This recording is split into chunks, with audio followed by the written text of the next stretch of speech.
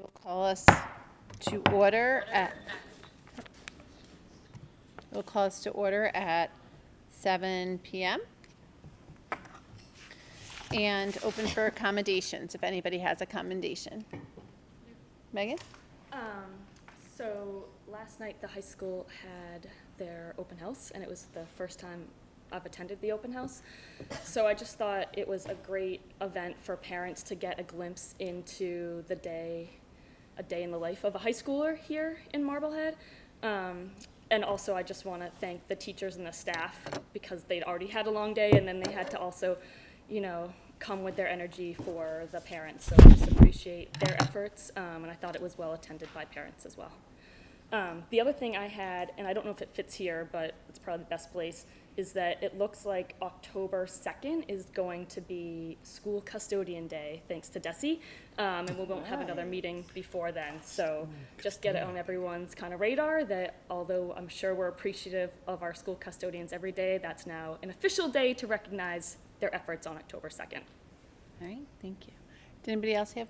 Yes, I'd like to commend the teachers, staff, principals, parents, and students for the hard work they did to bring the MCAS scores back up. I think they did an excellent job. Thank you, Brian. Anybody else? Yeah, I just wanted to take the opportunity to thank Michelle Cresta for all of the work that she has done, stepping up as our acting superintendent. We had a smooth opening of school. We've got a lot of stuff going on that we're working on, both educationally as well as financially, and she's really doing a great job juggling several balls in the air. So I just wanted to do a shout out to you. Thank you. Thank you. Anybody else? Nope. And so that brings us to public comment. Don't see any hands up, so I will move us along to our student representative, Kat Piper. All right, so it's been the first 2 weeks at the school, 2 full weeks. And so far, we have a couple things coming up. So the freshman elections will be held on October 4th.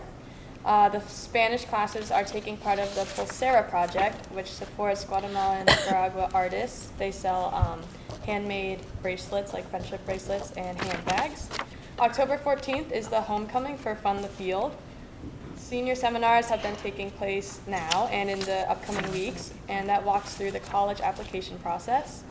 As you said before, open house was last night for the high school, and the parents were able to experience a modified schedule of the classes, and they were assisted by National Honor Society members. Colleges have started their in-school visits to the high school this week, continuing into October. Picture Day will be on October 3rd. The club fair is coming up to advertise the clubs. And the League of Women Voters ran a voter registration table 2 days ago during the lunches. Athletics-wise, there will be a football game tomorrow, and the student section will be wearing camouflage apparel to show their school spirit. And the other teams have been participating in spirit days such as USA theme and cowboy costumes. Oh, nice. Do you have any sense of how many students did register? I know a lot of seniors might not have turned 18 yet, but did you get a sense from seeing what was at the table, or did we have a lot of kids register? There was definitely a lot of action at the tables, Really? and I know the history classes in particular, like the teachers, have been pushing for it, and yeah, there was definitely a good amount of action. Oh, that's awesome. That's awesome. Do you know if they'll be back? Because I know we have. I'm not sure on that. Okay. All right. Thank you. That was great. Thank you. When did you say the club fair is? It's upcoming. I don't know the date exactly, but it will be upcoming. All right, thanks. Thank you so much. And if you get that information and there's anything we need to also put out, let us know. Oh, I'm going to go backwards for two things, because I saw Chris Bruel's hand go up after we moved past public comment, but I want to recognize that. And also for accommodation, I want to offer accommodation to Tyler Earp. He reached his fundraising goal of $75,000, which was, when he first came to us, I was, nervous. That was a big goal. His dedication to this project, the work he's put into it is amazing. I very unfortunately missed the groundbreaking, but I know quite a few people did attend, and it was wonderful. And I'm so proud of what he's done, and I just wanted to give that commendation for Tyler. I no longer see the hand, so it's back up. Sorry, we're up or down, we're up. I put it down because you had mentioned it, so I apologize. Oh, no, But that's I do appreciate you coming back to me. Yeah, no I realize it's not a back and forth between the public and the committee, but I had a couple of questions that I wanted to just throw out there. I'm just gonna First, tell you up related front- to whether or not NESDEC was specifically asked whether or not CPAC and METCO members should be or possibly should be on the search committee. I know that you stated that you were following the recommendations in terms of the numbers of folks, but I was wondering if they were specifically asked whether or not CPAC and METCO should be represented on there.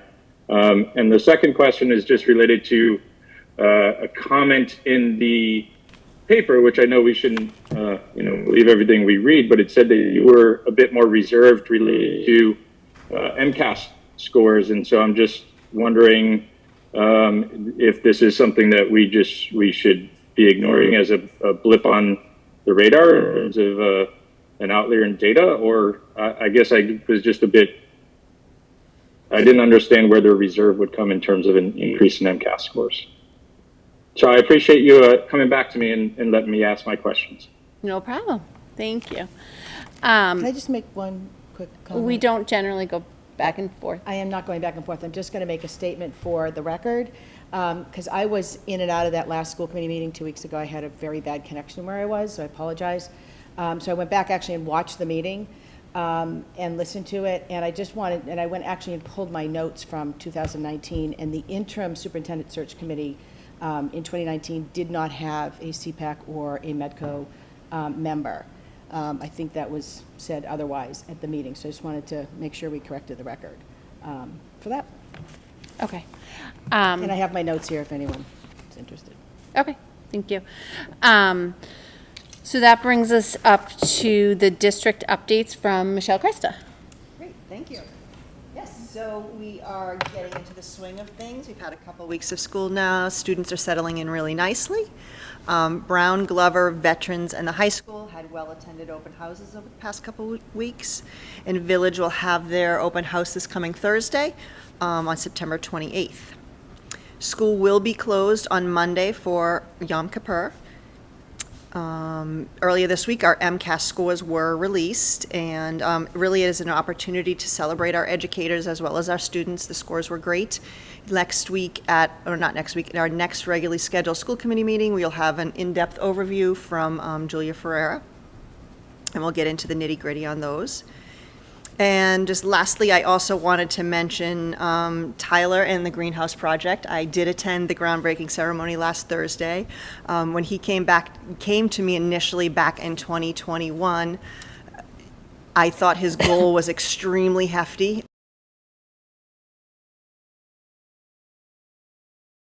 Comment, I never ever said I was reserved. I made a comment to the effect that I had not seen the results at that point, and they would be on a future agenda. It will actually be on the next agenda, as was planned, as typical.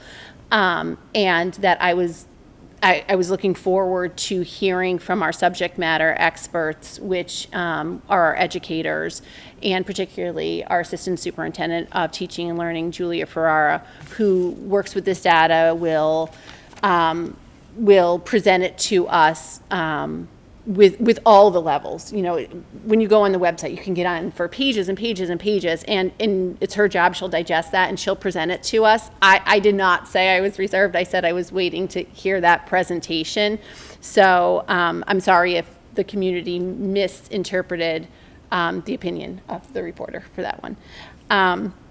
Alrighty, that brings us to the consent, action, and agenda items. We all have a schedule of bills.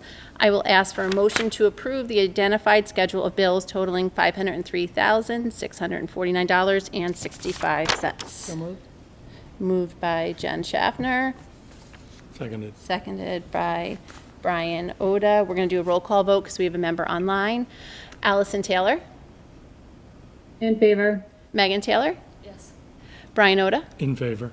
Jen Schaffner, In favor? Sarah Fox in favor. Motion carries 5-0. That brings us to our school committee communication and discussion items. We'll have a very high-level brief interim superintendent search update because that all does happen in executive session, and we're bound by Mass General Law with a lot of privacy pieces to that. We received 11 applicants. We have met to review the applicants and develop, work on developing our questions, and we will move on to next stages of that for next week. Sorry, it's really high level, but just to give you an idea of what we can and cannot share. Next is the ARPA discussion. At our previous meeting, several previous meetings, Allison Taylor had brought this up. It's been something that she has been brought up and addressed multiple times. Allison and Michelle Cresta were going to be setting up a time to meet. So if, Allison, you can just give us an update on that? Yeah, I think I wasn't just bringing it up to bring it up for the last several meetings. Just to be clear, there were specific reasons and updates for it. Last week we were hoping, I was hoping to be able to review the public comment or a letter that the group could approve. And then a half hour before, not last week, 2 weeks ago, a half an hour before our meeting, we kind of got some new information that kind of has raised a whole bunch of additional concerns. I am not, like I said before, I just want to make sure I am not, that everybody's clear. I'm going to meet with Michelle, with Aaron and Thatcher and Alicia, I believe. It's been difficult finding a time that works for everybody. We all have jobs, and I have an actual job too, so we have to do. So that's been difficult. We're hoping that next week we're going to be able to do that. I want to be clear that whatever is discussed there will be brought back to this full committee and shared with the public. I think we have some pretty specific and distinct questions around, this ARPA funding, the numbers, how they have changed and why, and how that affects the percentages that are shared to the public of what was given to the school, what given means versus other word choices. So rest assured, I will continue to advocate, I believe is the proper word, for the schools and for our students for this money, and determine where it's actually gone. We were hoping to get a list of what we've requested, what's been denied, and so we can kind of look through that and provide high-level detail back for the public as well. I'll provide any detail. I don't want to keep any of it. I think it all should be out in the public, and it should be far more transparent if I haven't been clear about that already. And that's our hope of what Michelle and I are going to do when we meet with them next week. Thank you for doing that work and being able to come report that all back to us. Did you get the information you're looking for? No. Have you asked for, No. but it's been requested? They have said that we can come and meet with them. So that's what Michelle and I are going to do together. But they haven't provided the information you asked for?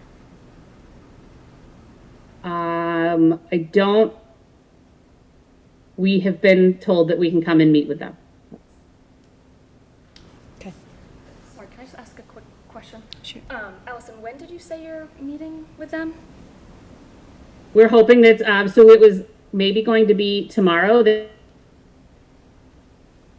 She froze. Yep. It was supposed to be tomorrow, and then not all. Time this week until Friday morning. Friday morning, I can't change. So now we're hoping it's going to be the following week. Okay. Did I just break up for a minute there? I think a thing Yeah, but I flashed on my think screen. we got it. Yeah, thank you. Okay. Yep. All right. So I could see confusion, like maybe you weren't hearing me. We were hoping it's going to be this Friday. They didn't have any time this week until Friday morning. And their only time available on Friday morning was when I have 2 unmovable meetings for my full-time job. So we have to look into next week. And there are a few emails that just because of work today, I haven't been able to get to, noting different times next week. So it's hopeful that it will be next week. Okay. And then, sorry, just one other question, because when we talked about it last week, I thought there was like some type of list that you had received. Nope, And we haven't received. Oh, I thought there was something that you got last week and you were going to send along to So us. last week, a half an hour before our Yeah. meeting, everybody, I think, received the updated information that said not last week, 2 weeks ago, sorry. I feel like we've met so much. We got $1.2 million, which we know is not the case. And last week we talked about how 2 weeks ago, we talked about how some of that was capital projects, a change in the capital project amount, Michelle, correct? And then a portion of that was also that they're doing a new payroll system, and they expect the schools to pay for 60% of it because we are 60% of the budget, which I don't disagree with. But if we're going to say that schools are 60% of the budget, then we should be using that theory for a lot of, in a lot of other places, not just when you need to take the money. And I think we should also be very clear that that's not money that was given to the schools. Yes, I understand conceptually having better payroll make things more effective and efficient, and that affects the children, certainly. But it's not a librarian. It's not freshman sports. It's not the science teacher. It's not the language teacher, whatever, right? Whatever person we want to say. So I think we need to be very clear about those buckets when we do talk about the money as well. Because clearly saying that, we got a 1.2 million out of 6.5 or 4, whatever it was, seems like a much larger number when it's in fact not true, because 200,000 is for the payroll and then 200,000 is for their mistake that they made at town meeting in their capital projects budget. Okay. So can I ask you a question? So if there was a quote-unquote mistake in the capital budget, must have been the warrant article, that's not ARPA funds, so then they've tapped ARPA funds to make up for that, is that what that is? Correct. Okay. Well, and I just to be clear, it's the tapping of ARPA funds and then saying that's money they're giving to the school. That's not the same thing. And I understand you can say it's a hairline fracture of a distinction. That's fine. It's still different. It's not, we went and asked for this, this, and this, and you gave us this, this, and this. And I think it's important to have that transparency. I think it sends, it sends a different message. And Well, we can always do we a need public to be records sharing that. request if we need to. Yeah. I'm confident we'll be able to at least get the information we want next week when we meet with them. Yes, me too. And I appreciate Would Michelle's it be helpful to have it willingness, ahead of time? to do that with me. Thank you. It could be. Sorry, Allison, Yeah. I interrupted you. I asked if it would be helpful to have No. had that information before you go to the meeting. My accountant did ask for it. She's on vacation this week, so she might have received it. I'm not sure at this point. Okay. Thank you. So that brings us along to school handbooks, which I will hand off to Michelle. Yes, so we have 3 school handbooks for you today, one for the elementary, one for the middle school, and one for the high school. There's no major changes in them overall. A lot of the changes were either yearly updates or phone extension updates. We did find some policy references that were outdated. We updated those. And there is one change to the high school, which includes the diversion program for vaping that we briefly talked about at the last meeting. So those 3 are here for you. I think we did a pretty good job this year. However, I do think we really need to take a deep dive and have these prepared for you next spring so that these are approved well before the end of the school year so that we can spend the summer and get these off to families as soon as school opens next year. Discussion on, or questions about handbooks? Excuse me, could you speak up? We can't hear you. Oh, sorry. Questions or discussion about handbooks? When the school committee gets the draft of the handbook that you want to give us in advance, is it possible to have the changes redlined so that we can spot those easily? We could, given an appropriate process with a little more time involved, absolutely. Okay. Yeah. We can do that. So I just want to make a comment. Can you hear me? Now we Okay. can. We haven't been able to hear you. Great. It's a little tough because we're very far away from you, so sorry about Well, that. do you have microphones? We do not have microphones. No, these aren't, there. these microphones pick up MHTV. They're not for amplification. Oh, we couldn't hear, we can't hear. So I noticed that there were some policy discrepancies in the veterans handbook. There were, particularly around homework, was referencing the policy IKB, which was eliminated in 2018. So I had some confusion about the whole homework policy, and so I have not. I didn't get an update. I got a one page in the Google Drive that did not show those changes, and then the high school, I didn't get a chance to look at because we just got it. So I am not necessarily in a position to approve these. I don't know if that's what we're trying to do tonight. So when I looked at it yesterday, and I haven't, when I last looked at it yesterday, I had been emailing with Michelle and Paula. I saw it at the high school, and that's the reference to IKB, which doesn't exist anymore. And my question was, I'll be honest, last year when we approved these, it came with a memo from legal saying that they had gone through everything, made sure everything was up to code, and this was their recommendation. And it's not in me to then push back on legal and say, okay, did you do your, I just assumed that, legal counsel, and just for anybody who's unsure or unclear, we use a different legal counsel to do our student services than we do to handle everything else. So it's not the same attorney that we've worked with on other matters this year. They do solely student services issues. Including the handbook. I would have thought they would have caught this. My concern is if while going through this, they didn't see this is referencing a policy and then double check. I mean, that's on legal. Legal should have double checked that policy matched. I want to make sure I'm looking at this more clearly.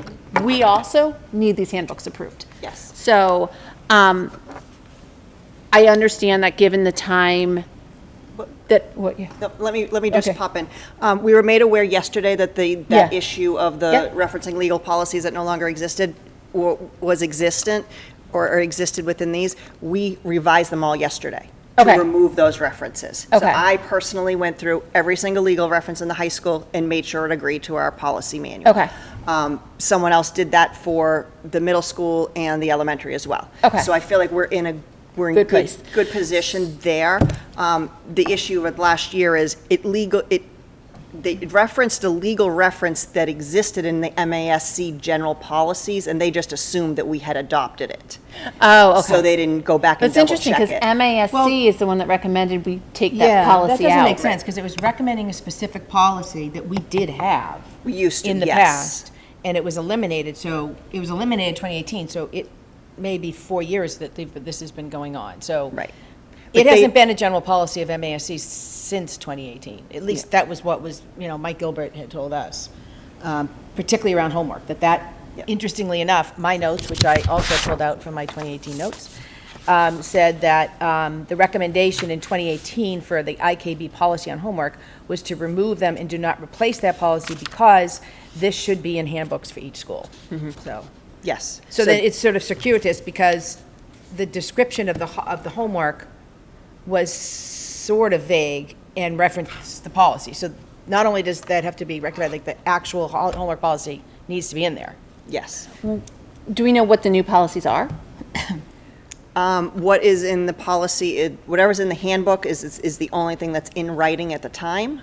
Okay. I'm not sure specifically what the policy is. I am not personally Okay. familiar with it. What I would recommend, because we absolutely need these, we need to approve these. unfortunately. So what I would recommend, because I know I haven't gotten a chance to go back and look at any changes, is that we give an approval that will carry us through, say, mid-December, with the understanding that we will all go through and make those cross checks that we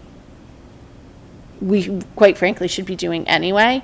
And That will make things extremely difficult. Okay, in So what I'm way? hoping we can just approve them, and if we find anything substantive, we can come back and revisit that, but it's going to make double the work for all Well, of the schools. It's not going to be double the work if we're reviewing. we're the ones that No, need to but then double we check. need to send new books out if we approve them again.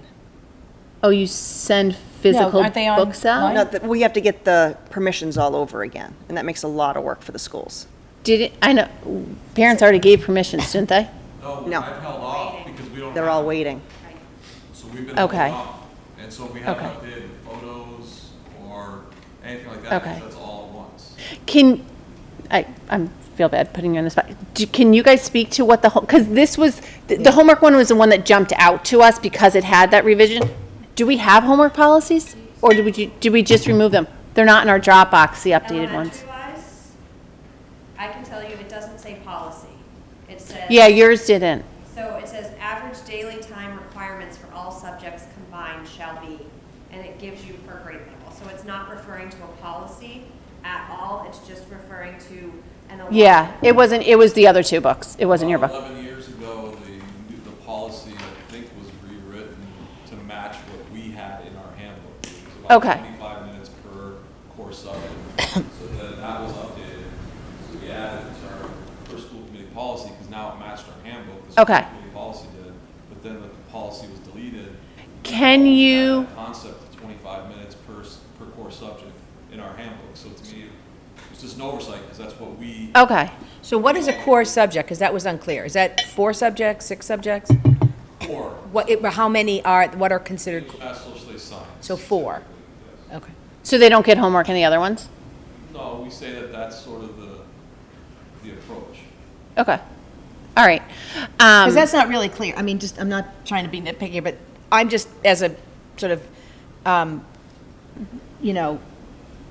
average citizen here, that just wasn't clear to me. So if I were a parent, maybe those core curriculums should be outlined, that that's what those 4 are. Doesn't it say that? No, because No. that was one of my questions that I emailed back. What are the core? If we put in only those subjects, if we list out and say, you're only gonna get it in this 4, then it precludes us from, Well, your policy does preclude that, right? well, it's not, this is what we reflected. It just says, students will have typically 25 minutes of homework per course subject per night. Teachers will utilize master team schedule and so on and so forth. So, I think it should say, I mean, you might want to reword it, but those, like, Oh, Allison's here. if you're saying not just those core curriculum, then maybe it shouldn't say I don't know. I mean, it's Allison. going like this. delete it with a quick delete, and you can approve it that way. But then it's 25 minutes per what? Like, that's what I'm trying to understand. I just take out the homework policy. Well, then we don't have a homework policy. Right. We assign homework. I So guess wait, what I'm one saying, second. it's We do not- get outreach on this, and I like to be able to tell people, go to the policy. There's no policy. It's in the handbook. Allison, I want to go to Allison real quick. I see your hand up. Okay. Keep going. So, one So thing, again, the recommendation from MASC is that there shouldn't be school committee policy, it should be in the handbooks for each school. So then maybe that's a bigger discussion about what should be in the handbook. Hence, this is what we're here for. Talking about creating a policy or updating our handbooks. I guess that's the- I'm talking about, so if it's no longer a school committee policy, Okay. per recommendation, that that discussion around what parents and students should expect for homework in each building would be in the handbook. So my question, at least in regards to vets, is, it says 25 minutes per core curriculum, so what's that's all I'm asking. Like, I think it should be transparent to a parent and a student as to what the expectation is. for me, I can only speak for me. This came from people at the high school reaching out. Michelle, I swear I'm not dumping this on you. Not last spring during that period to say, we're asking these kids to be well-rounded for college applications. We want them to do sports. We want them to do extracurriculars. We want them to do all this stuff. And then they get home at 5 or 6, and then they have 4 or 5 hours of homework. And I was like, wait a second. And then it's like, well, you need to refer to your handbook. But I do think that, especially when we had done these forums in the past, the number one thing we heard from students and parents was the stress of being everything. And so I think it is important to have it be clear to people what the expectation is. Because if they see a handbook, they can see, my expectation is that my student will have 3.5, 4 hours of homework each night. So we need to dial back on maybe signing up for all these activities because we need to be able to act. So I do think it's important to have it outlined clearly so that families can work with their student to set up expectations that they're not overcommitting themselves and they can get to their they can do all these things. So I do think it's important to have it outlined there. I'm not telling you what it should be. I'm just saying it needs to be clear so that families can use those guidelines in the handbook to kind of make appropriate choices for their family. Does that make sense? So are we just asking him to put in what the core subjects are? For all homework, I'm looking for clear guidelines, so someone can look at the handbook and walk away with a clear understanding of this is what it should be. Also, I think it's helpful for families if they're emailing someone or calling someone saying, my student has 5 hours of homework each night, and you go back to the handbook and it's like, well, no, your student really should have 2 hours. I'm picking arbitrary numbers, 2 hours. Then that's another discussion of why is it this much for them. I think if we're going to send people to handbooks, we're going to have people sign off on handbooks, that everyone needs to stick to them and understand what they are, and families need to use them as guidance as a reference, because that's what they are. You know, what is the dress code handbook? What are policy? What is Discipline. this? What is discipline? What is that? And I think it lends to good school-home communication. So I guess I hear your point, but I think also we don't want to put teachers and a whole school in such a tight box that then they have no flexibility. So I think, you know, if we want to say what the core subjects are, just to be clear, and then you can see, okay, there's 4 core subjects, so that equals an hour, then, okay, let's just ask for that, because I think that's a very minor change, and it doesn't actually, you know, it's not a material change to the handbook. But I think putting anything more strict on that then reduces the flexibility of what the teachers and the schools need to be able to do. This says, this says typically. So typically 25 minutes per subject. Okay. And there may be days or times when it's more or less, but this is just a general guideline. So I think it's clear. If we want to add in what the core subjects are, then I take that point. And I think this is coming from over the last 2 months, we've seen, as we've dug in, a lot of things pop up, and I think it's really good to have really strong documents like this to refer people back to, because it is the communication tool between school and home. So whether it's homework, whether it's attendance, whether it's this, whether it's that, I think it really helps our administrators to be able to say, you know, for attendance per se, if people aren't hitting the attendance where they're supposed to be, Matt made a great presentation on this at Parents' Night about how that homeschool partnership really is so important in getting attendance where it should be. And refer back to your handbook. So for me, it's just making sure everything is clear. And I think part of this is where we do wind up in this situation where we approve these in the fall. I think it's going to be much more functional trying to approve this in the spring. So if people need clarifications and moving forward, that's what we can do. So, you know, lesson learned, we'll do this in the spring moving forward. But I just wanted to make my point that this is not all about homework. It's just making sure that this is a clear communication tool between school and home. Allison? Yeah, so my question isn't about homework. But my question is about the bullying portion of the policy in the elementary handbook. So I think this would be K through 6. And I just want to check. So it says repeated use by one or more students. What the word repeated means, my personal experience with this aside, I think it would be nice to ensure that, does repeated mean more than once? I was told it means 3 or 4 times.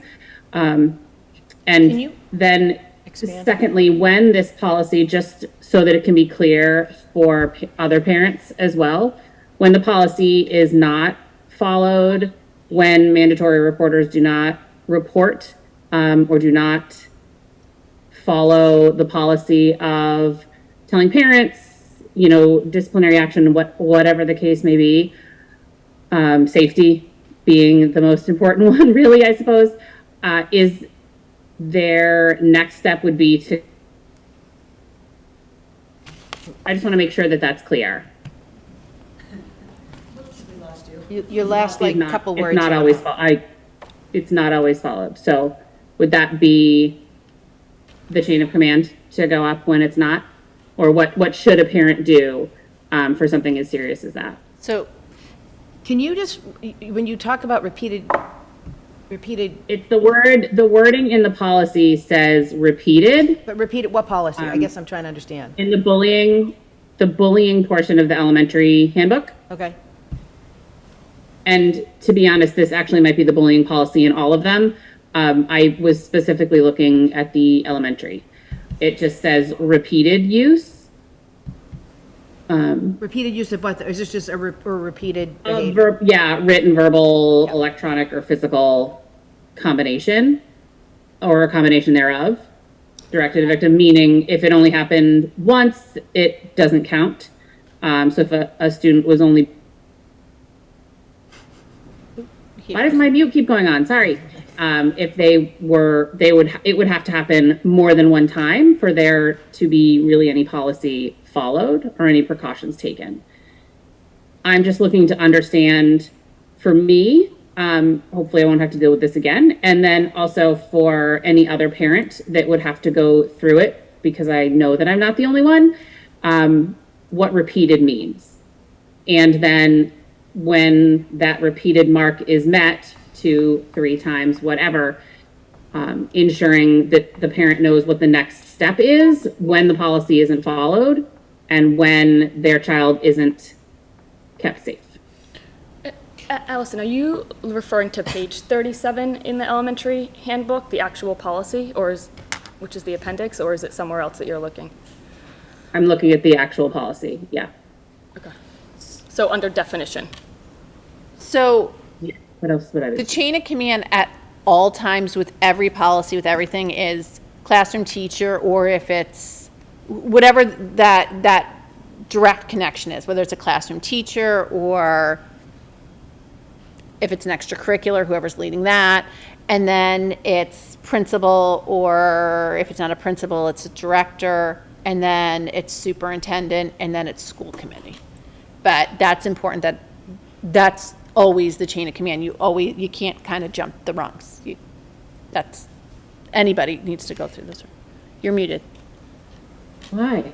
I also am, I just want to. You don't want to hear what I have to say. I'm not looking for anybody to jump the rungs. I'm not suggesting anybody does. I simply am wanting it to be known what that chain of command would be, so people realize that they have a next step that they can take, Okay. because it's important. Paula, is this a question about, or that you want to take? Because bullying falls under you, right? Yeah, so Allison, just to answer your question regarding the language in the handbook. So the language in the handbook is the state law. So I would imagine, last year, Attorney McAvoy, in the real time crunch that he had to review everything, looked at what the state law is, and those are the definitions that are included in the handbook.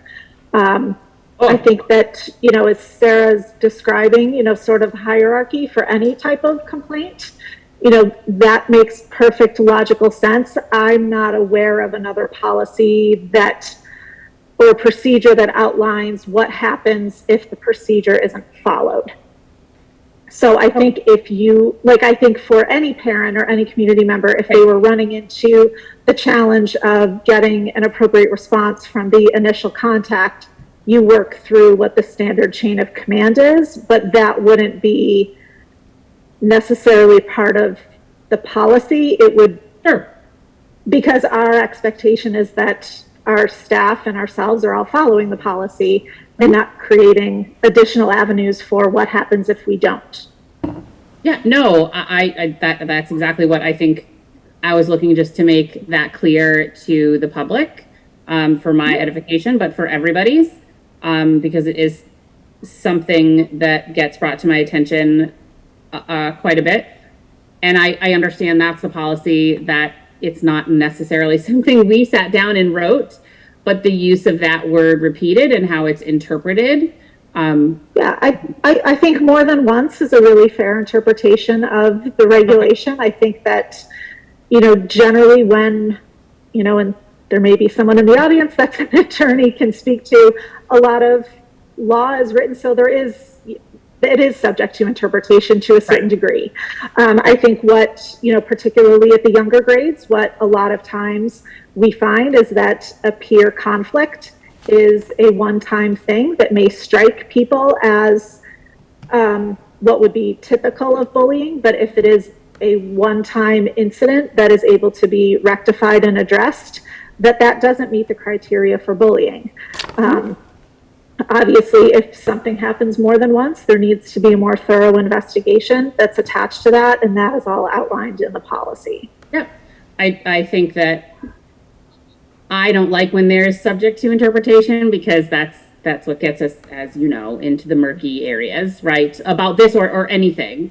And when it is your child who has come home with a cut or a bruise or emotional damage, which is just as bad, you know, even if it was just one attack, it does matter. So. It does certainly matter, and I would be, you know, if something that results in a physical or emotional injury isn't addressed in a school, please let us know. That doesn't mean that that the incident that resulted in that meets the criteria for bullying. Absolutely. So, and I think that, you know, I don't totally disagree that when things are open to interpretation, it lets things get a little bit murky, but it is certainly beyond the scope of, you know, my authority or our authority to override what a state law says. Exactly. Also fair. All right. Thank you. Any other questions? So we have this on here as a vote, so I will ask for a vote to approve I will ask for a motion to approve school handbooks,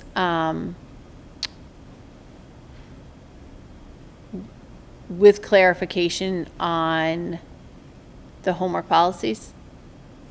What do you guys? Does that sound good? Does that work?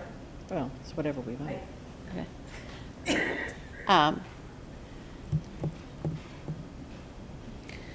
So no one's moved the motion? Oh, so moved. Moved by Megan Taylor. Second. Second by Brian Oda. Discussion? So what does that mean by clarification? Like, how will we know that? How will it be reported to us? I would expect that we will get, by the end of the day tomorrow, clarification on the wording of that policy.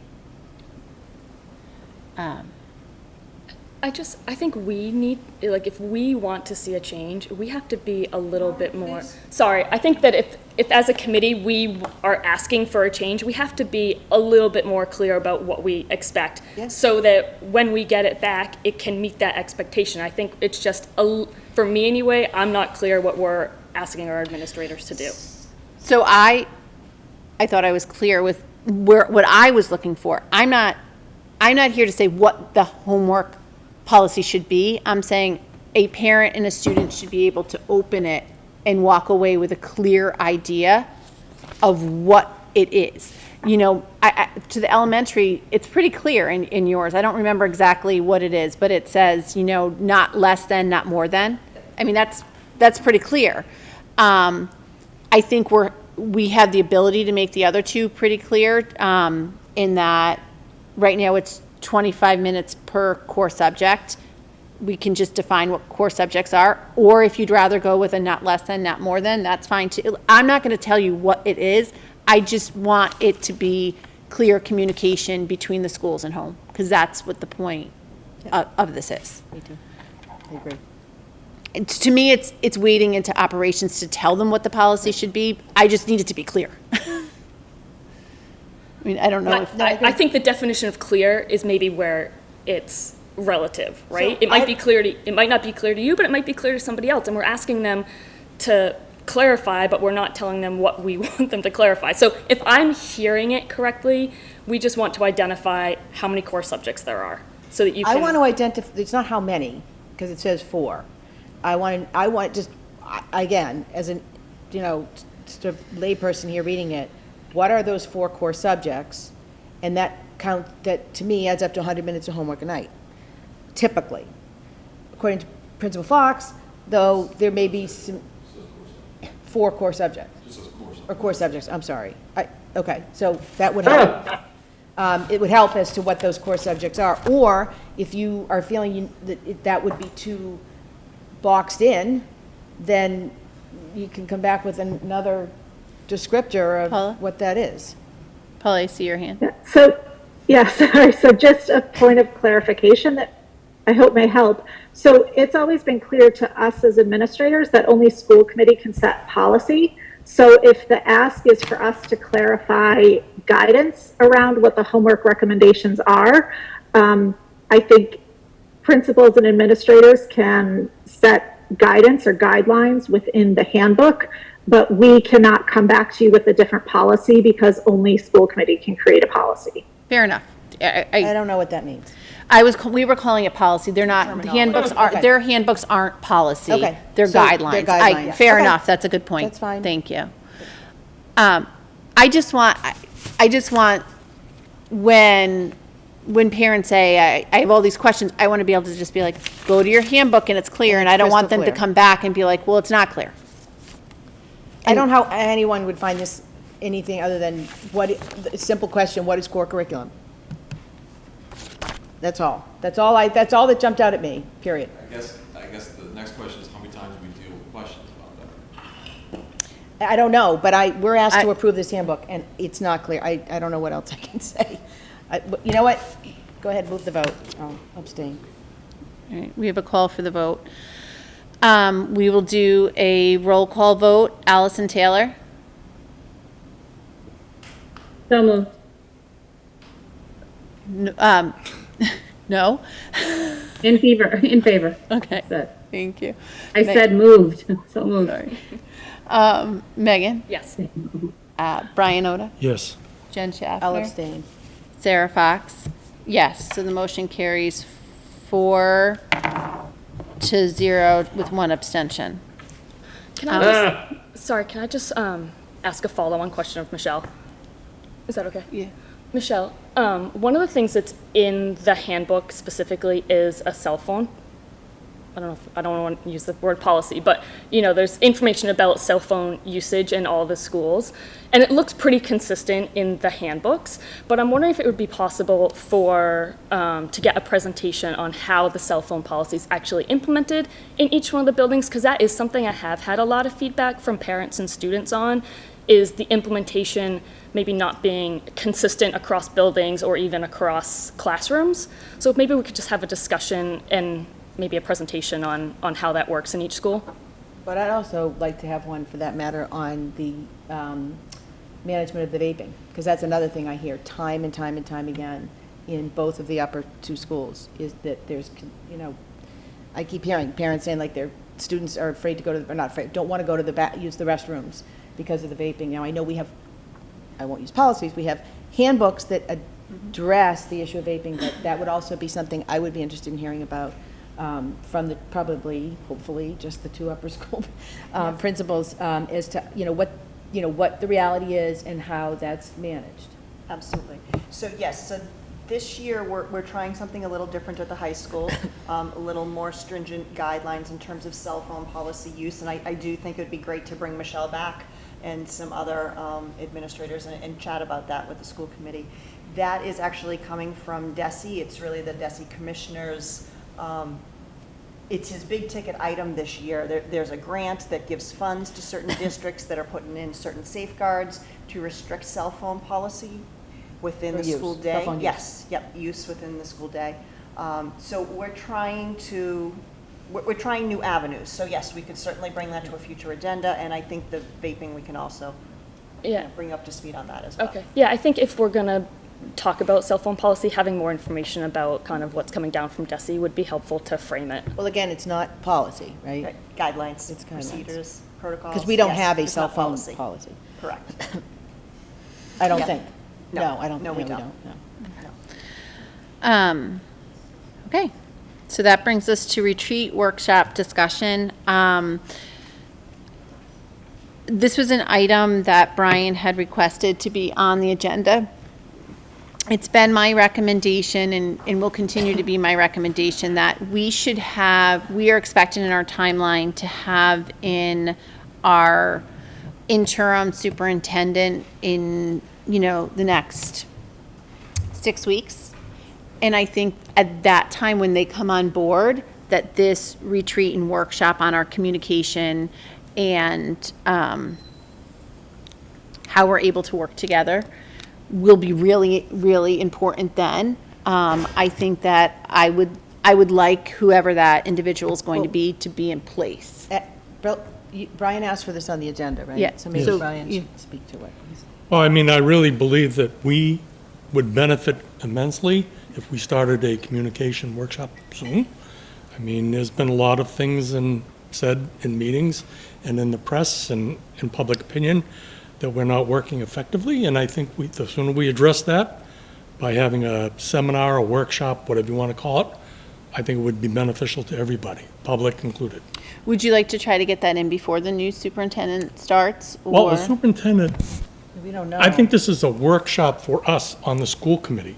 And yes, the superintendent is part of the school committee in some senses but I think it really is something we need to work on, the five of us, to get a consistent approach to how we address issues and how we respond to public and how we get this information out to the public. And I think a workshop would be very beneficial to us. Okay. The next 2 weeks are, I just have a comment on that. I don't disagree that it would be great for us to work better together. I don't know that the same 5 people that aren't working well together sitting in a room is going to just magically get better. I think we need to, I'm not against doing this. I want to be clear on that before I'm ravaged. I just think we need to think very critically and strategically about what we will do in a room together, or who else will we have come speak to us to help facilitate, hopefully, some of that mending and improvement. Well, I think, If that Brian, makes sense. Like 5 people, if the 5 people are working disjointedly, per your comment, Brian, having them sit in a room, I just want to make sure that time in the room is well spent with a strategic plan of what exercises we're going to do, what we're going to run through, talk about, what topics we're going to cover to ensure the outcome that you're looking for, right? I think that your points are well taken, Allison, for sure. I mean, one of the things I heard Brian say too was to work together on how we are going to communicate with the public as well. So I think that, to me, so it's also it's intra-committee and also inter-committee or inter-community with our stakeholders, whether it's the parents, the students, the staff, the community, greater community of Marblehead. And so, that's not a bad idea. That's a good idea. We probably could use some help with that.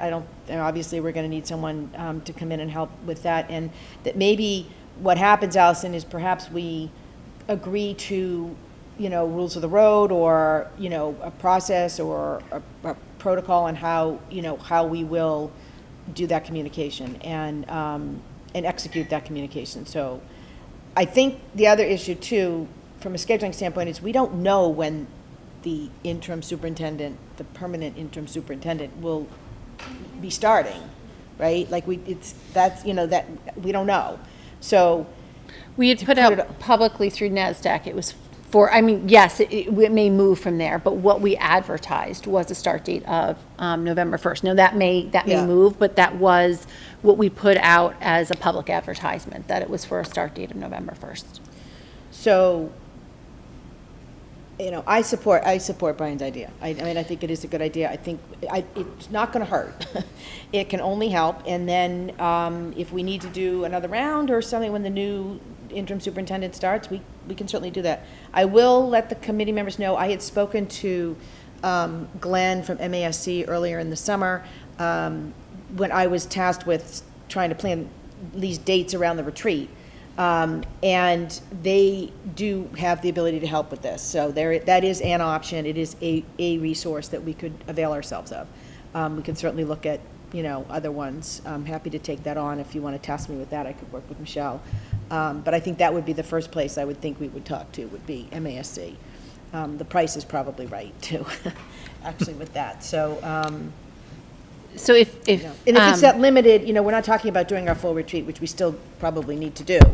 well, we need but to yeah. still set goals. We Yeah. need to do those things. But I think to set goals in a meaningful way, I think we need to have gotten through this next step. Yeah, yeah. But I do agree with Brian that it could help us and help our community if we were to work with someone on a communication plan and a communication methodology. Okay. The next 2 weeks, given, the extra meetings due to the search, are pretty impossible, I would venture to say. Well, you also, it's unlikely, we'd probably be looking, Yeah, don't my want guess is you've Jen got to to- give someone like a month, to Yeah. come into schedule. So we're looking at the end of October. And if at that point, we should have someone identified, maybe they can still join us Participate. even though they're not, officially on board yet. So if people can get their scheduled dates for the last 2 weeks of October to Jen, I'm going to task you with that. That's fine. By We're Sunday not gonna, evening. Again, look into getting. I feel like we're not really.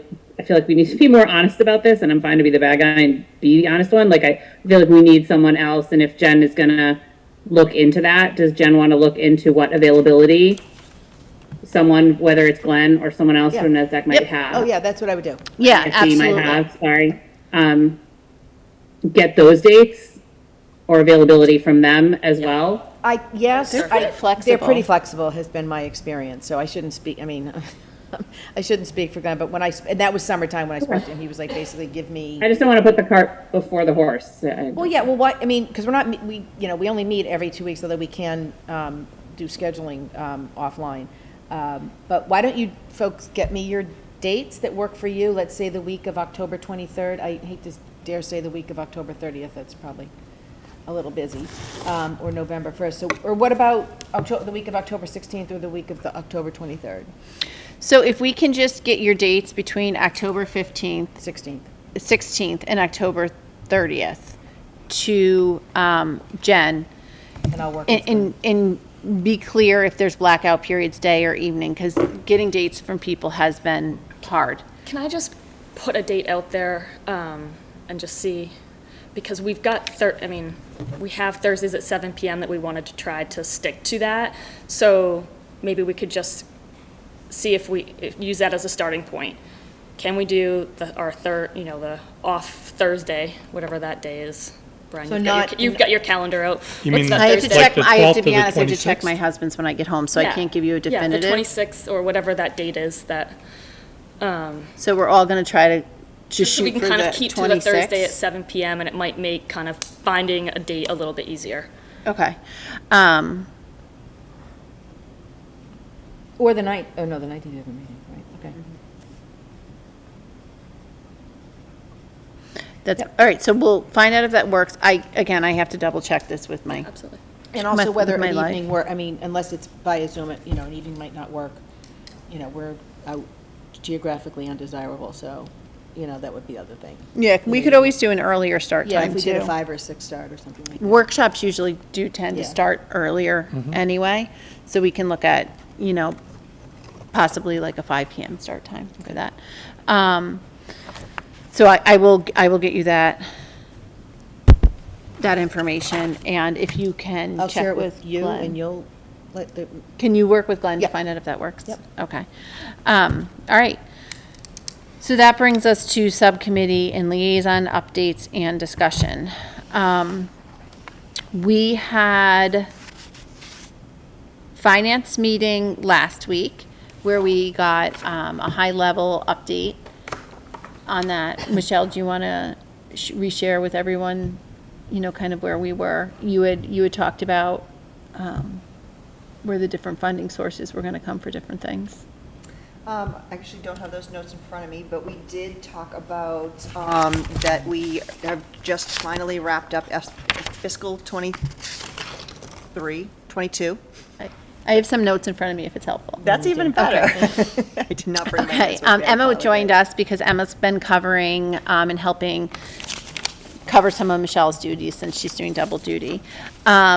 We had a much higher savings in our unemployment than we had thought because much due to be, as we told people that we identified positions that would be cut if the override did not pass. People started seeking employment elsewhere right away.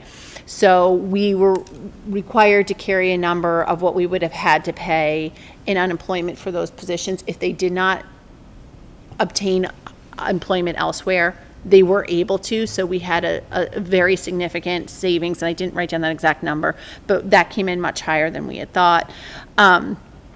Our out-of-district placements, we have had a goal over multiple years now of being able to max out that circuit breaker rollover. That is the gold standard. That's what every district should be doing. Michelle's been working on getting us to that number through the years, and this was the year we hit that. So we've been able to do that max rollover, and that's something we're going to want to maintain because that is best practice. So we're in a safe place for that. And we are starting the timeline for FY25 planning. Michelle and I will sit down tomorrow with the chair of the select board, their finance director, and their town administrator. This is something that happens every fall, where the two chairs and administrators get together and we go over just high-level, rough timelines when the town thinks they'll be able to close their books to get us the numbers, because until we have their numbers, we can't really move on to establishing our goal targets. So that meeting will take place tomorrow. And from there, once we get some finite dates from the town, what I've heard so far is they were aiming for mid-October, but we'll hear some definitive answers tomorrow if they think they'll be able to hit that mid-October date, with letting us know where they're going to project their revenues to be.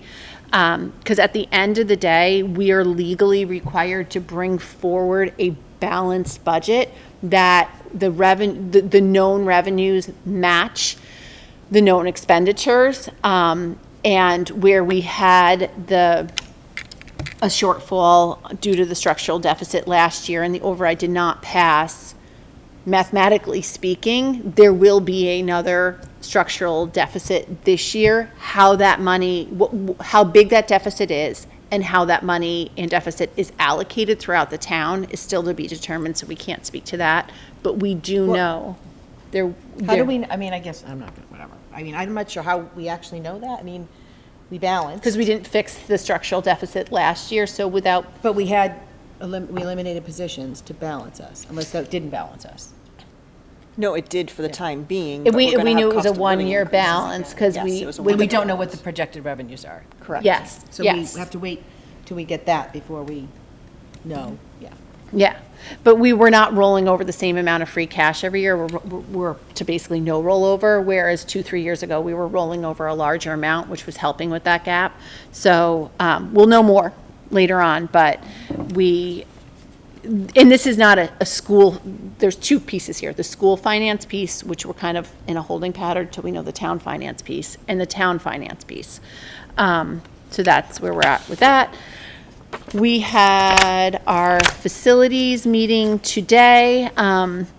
We had an update on all the work that's been happening over the summer.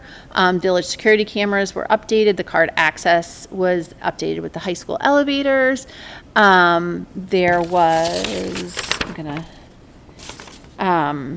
new fire alarm system at the high school. We're continuing to computerize the HVAC system. We've updated our security cameras, and that's about 95% complete.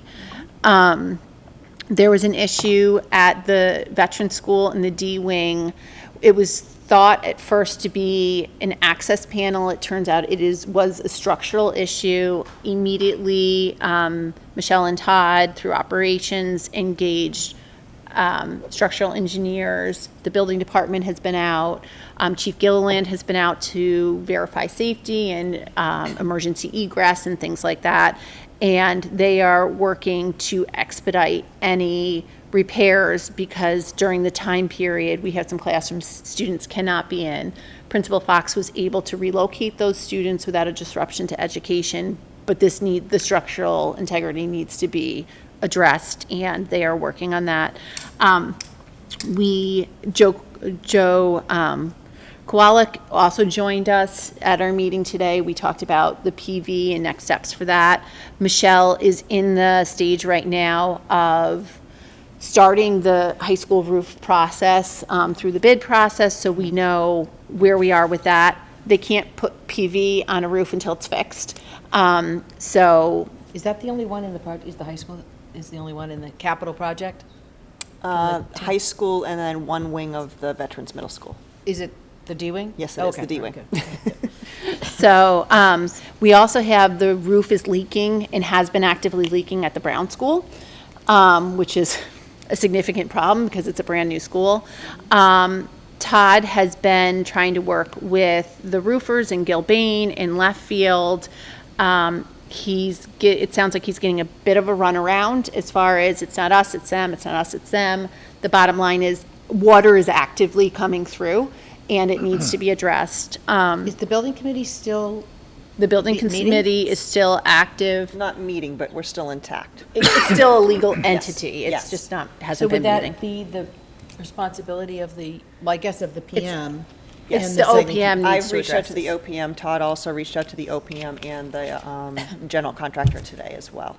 We do have our own roofing contractor coming to look at it tomorrow to determine what the issue is, so that at Okay. least we can get some But is there professional warranty on guidance. it? There's a warranty, and this did not just start leaking. This No. has been leaking For about a year. for a year, which would have been within the first year of it being open, it started Yes. leaking. But every So- time we're told it's resolved, it's not, and it's proven So to have be they been non-resolved trying, again. they've been trying to They had been, yes. remedy it? Yep. So maybe it's worth an update to the, I mean, I guess to the facilities committee or to the school committee by the next meeting as to what, what the plan is. Yes, and I would. Particularly as we're getting into we- the winter months. We talked about the possibility of the OPM, because the OPM's purpose is really to advocate and work in our interests. So it really is on the OPM to be. Is he still under fixing- contract? No, technically, no. But he was at the Contract ended. point when this started leaking, so it's, Michelle's continuing to reach out to him. Has anyone talked to the chair? I have not. Michelle, have you? No, I haven't, but that's the next step. I would do that. Okay, Maybe reach out all to the right. chair. I Um, mean, it's been, So Michelle's gonna take care of that. Once that roof is fixed, we're ready to go with PV there as well. Again, you cannot, it does not make sense to put this expensive equipment on a roof that is not functioning, because then you'd have to be taking this equipment off for the repairs. So we need all these roofs up to speed. who's paying for that? The PV? The light department. So And can we get, maybe, because are we selling back? I mean, how is that, are we, that's my next part. You gotta let me talk. all right, well, go ahead. So Joe shared with us that the light department would like to set up a joint meeting with the school department to talk about how that relationship will work, what are the benefits for both parties, and to work out an MOU if that's the direction we choose to take. He is going to get us some dates from his committee and a draft agenda that we would then, because we would just post the same agenda.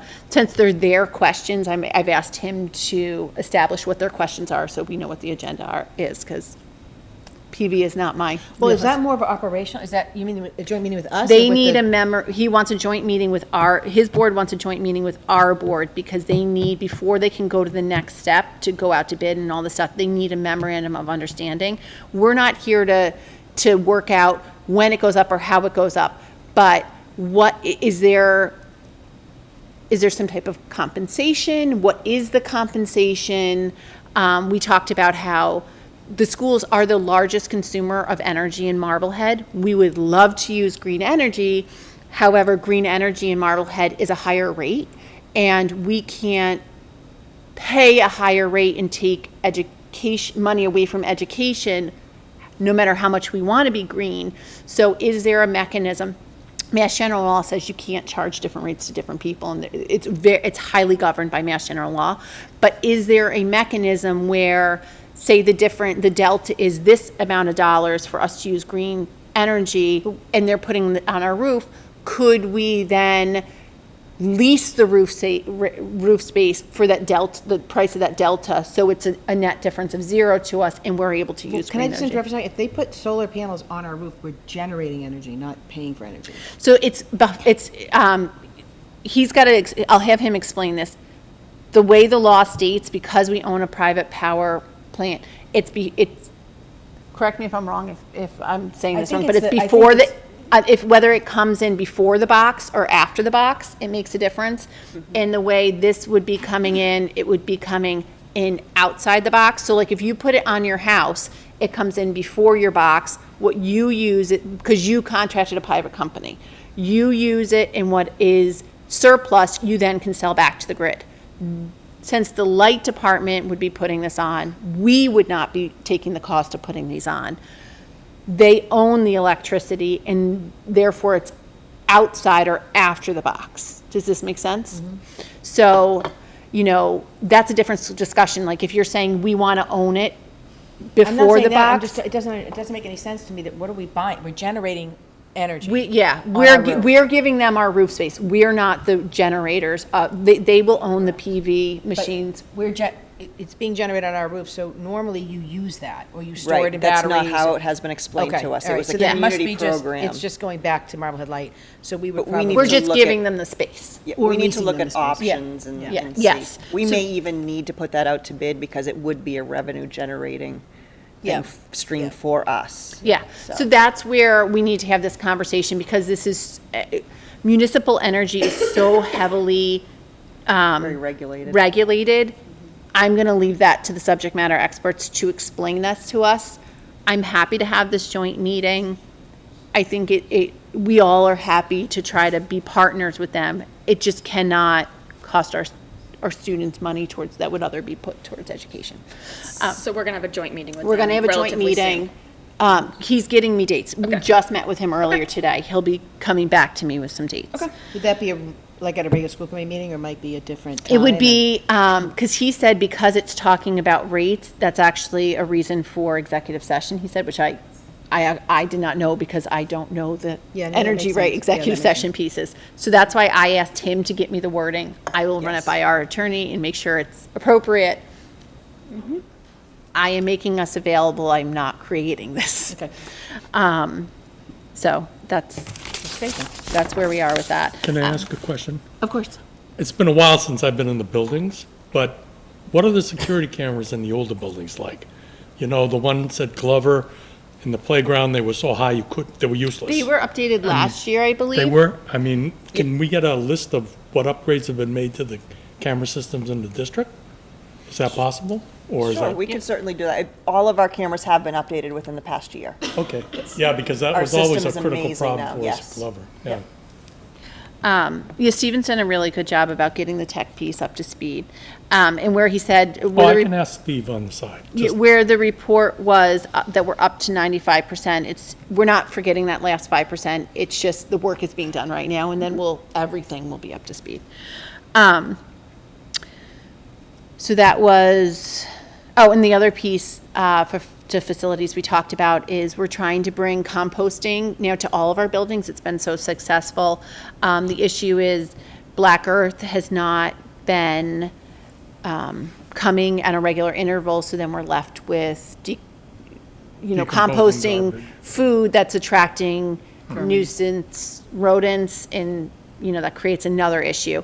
So Michelle and Todd were, I think, working with Andrew Petty. They have the name of another composting company that actually was doing some pretty amazing stuff, and they're gonna work between those two departments to see if we can make that happen. Long story short, we're going to be expanding our composting program to all of our schools once this is in place. I have a question on facilities. In the spring. Oh, there was one more piece. Yeah. Go ahead. We talked about also Coffin in particular.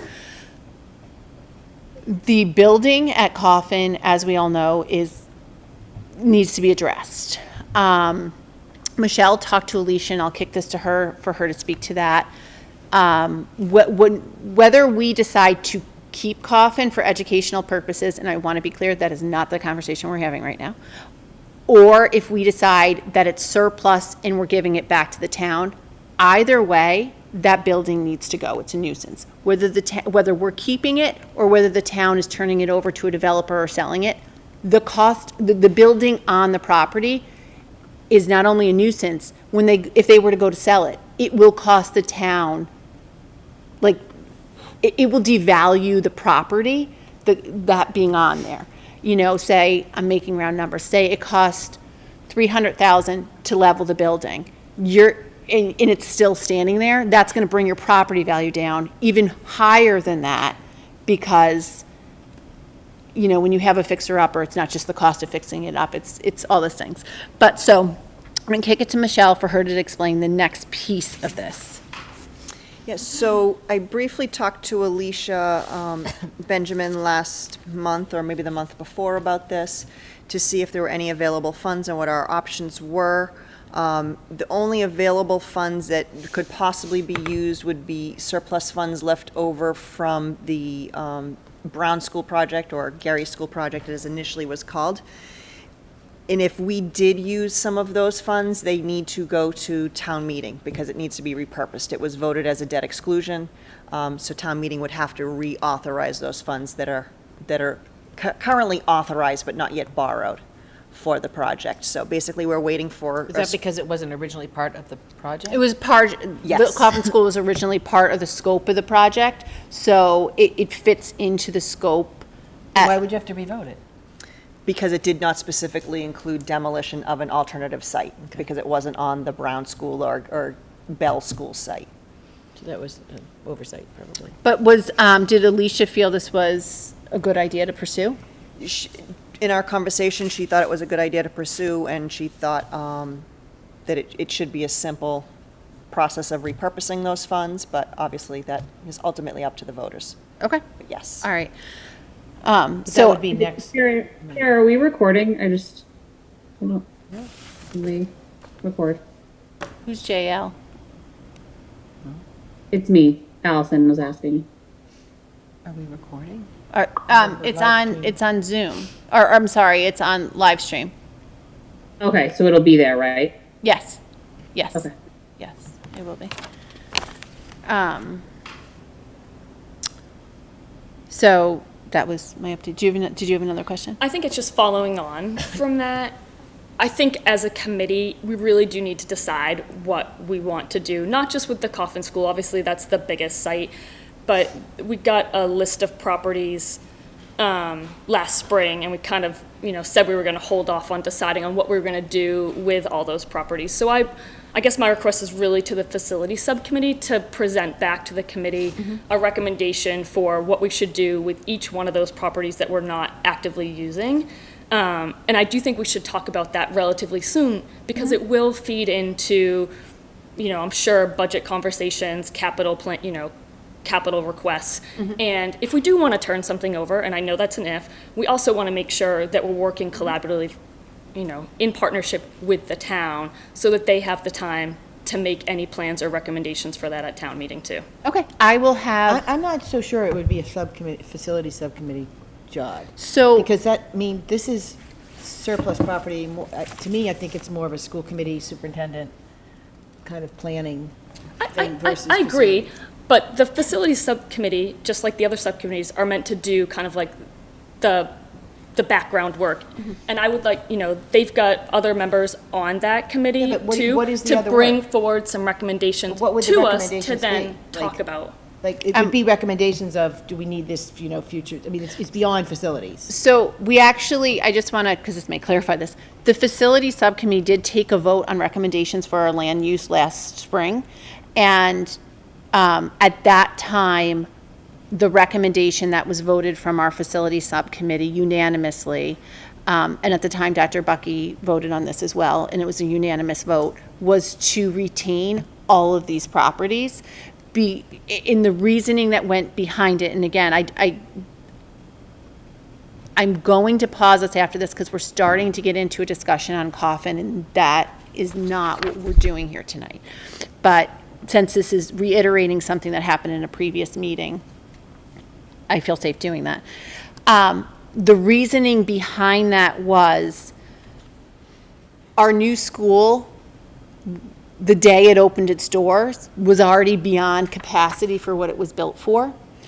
And the trajectory that we saw was a declining enrollment, which we saw, but then we've seen the last 2 or 3 years in a row a slight pickup on that.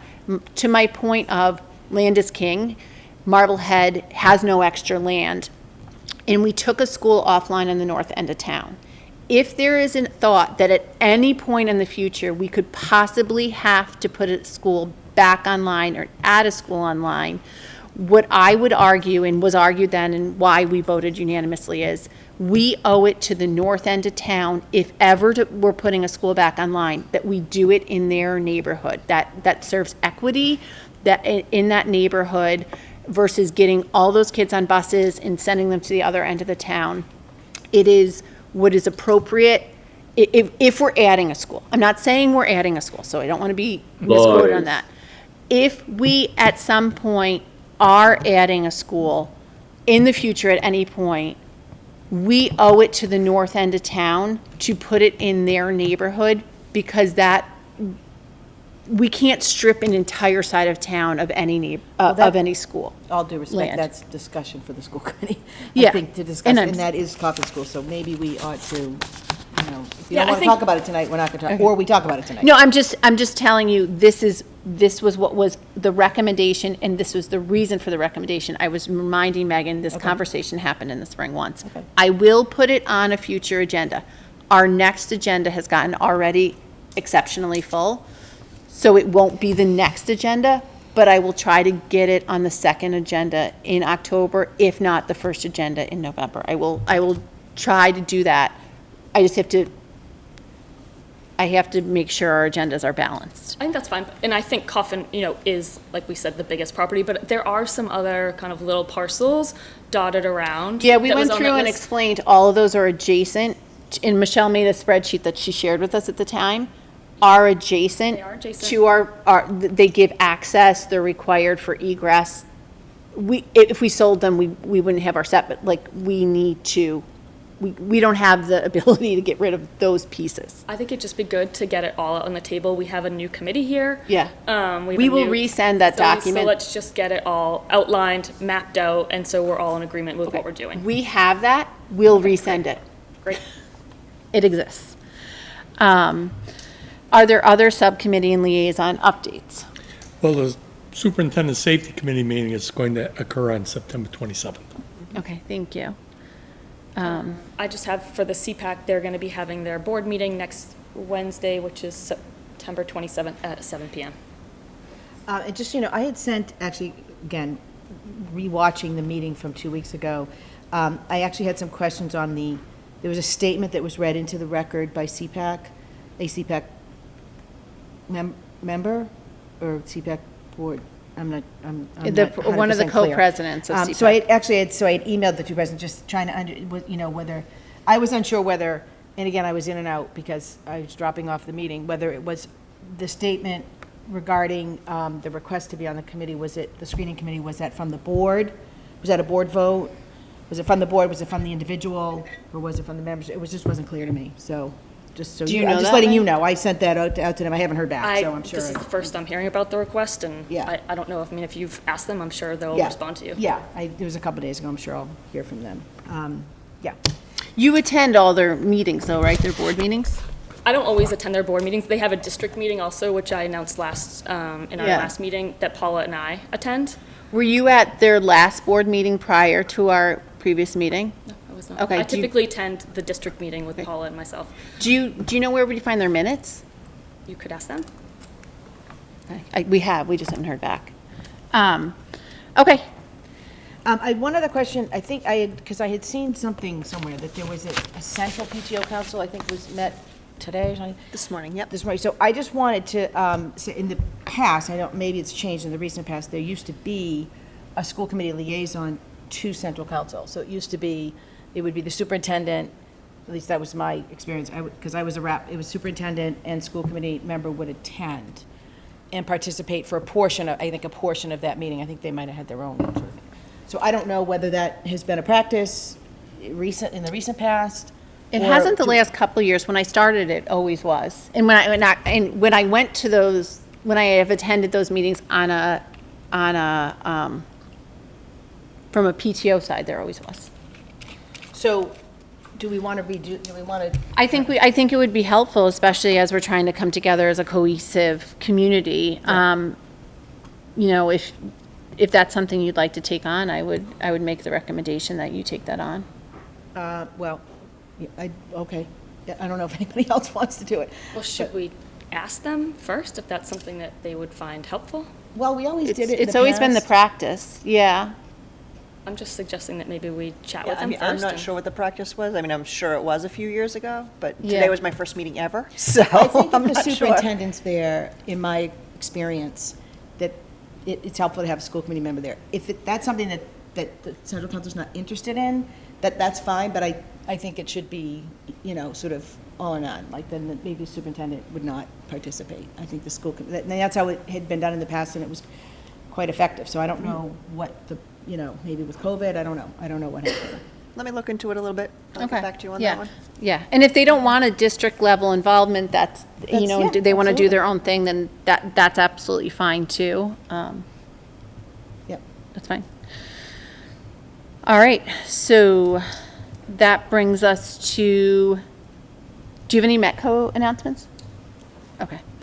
I did receive an email, I saw it in my inbox right as we were signing in, about Metco leadership training. I haven't gotten a chance to read the email yet, but I will. Yeah, it's not a lot of information, so if you want more information about the actual event, I'd reach out to Kasia. Okay. But the event is October 27th at Gillette Stadium. It's an all-day affair, and it's a Friday. And Kasia will be registering anyone, you know, it's only open to superintendents, assistant superintendents, Metco directors, and school committee members. So if any of you are interested, just let me or Kasia know, and we can Okay. get you signed Do up. you- I can reach out to her to ask her, but I'm just interested if she went last year and if she can tell me a little bit about it. I believe she did. Okay, but I'll- yes, I definitely As long as reach that's out to okay her. with you, I'll Yep. reach out to her and ask her. So when they say Gillette, is it indoors somewhere at Gillette, or is it I'm outdoors? assuming so. Okay. There's Interesting. lots of spaces there. Yeah, so. they must God, have. I haven't been Okay. there in years. All right, so that brings us to closing business, new business, school committee announcements, and requests. Anybody have any? If not, So one thing I will just talk about is, we do have operating protocols and procedures that, you know, certain communication goes through the chair. Communication with our attorney, for one, goes through the chair. That in order to streamline, so we don't have 4 or 5 different people asking the same questions of employees, that, you know, that we try to streamline it. I don't like to use the term through the chair, but that I'm aware, so that if, for instance, Brian has a question that I know Allison asked someone 2 days ago, we can get you that answer. And also, if I know you're asking question A, I can get that answer that you're getting an answer to everybody. Because it helps if one person knows something, that everybody can know it. So I would just ask, moving forward, that everybody kind of have the same information, and where it pertains also to the attorney, that if you have a question for our attorney, let me know, I can bring it to them, but individual members should not be calling our attorney on their own. It's not appropriate. Correspondence, nothing. Let's, How do we mute? yeah. Correspondence, I have nothing to share at this point, so that will bring me to adjournment at 8:30.